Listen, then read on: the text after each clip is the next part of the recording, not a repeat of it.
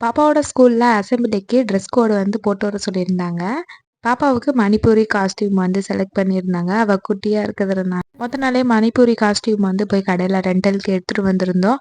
காலையில 6 மணிக்குல இருந்து எந்திரிச்சு அவளுக்கு ஃபர்ஸ்ட் தேவையானத ரெடி பண்ணிட்டு, அதுக்கப்புறம் மேக்கப் போட ஸ்டார்ட் பண்ணியாச்சு. ஒரு 1/2 அன் ஹவர் ஆச்சு மேக்கப் போட்டு ரெடி பண்றதுக்குள்ள.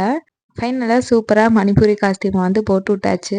போட்டு விடுறது பிரச்சனை இல்ல. பத்திரமா இதெல்லாம் வச்சிருப்பாளா அப்படின்னு சொல்லிட்டு கொஞ்சம் பயமா தான் இருந்துச்சு. அப்படியே பொம்மை மாரியே கலையாம இருந்தா அப்படின்னு சொல்லியிருந்தாங்க. ரொம்பவே ஹாப்பியா இருந்துச்சு. அப்புறம் நேத்து என்னோட பர்த்டே. இந்த வருஷம் தான் எங்க அம்மா இருக்காங்கன்னு நெனைக்கிறேன். After marriage. அதனால அவங்க கிட்ட பிளெஸிங்ஸ் வாங்கிட்டு கோயிலுக்கு போயிட்டு வந்தேன். பெருசா எதுவுமே செலிப்ரேட் பண்ணல. ஸ்வீட் ஏதாச்சும் பண்ணி சாமிக்கு வைக்கணுன்றனால கேசரி பண்ணியிருந்தேன். லஞ்சுமே மொத நாள் நான்வெஜ் எடுத்ததுனால சிம்பிளா வந்து முட்டை குழம்பு வச்சுக்கலாம்.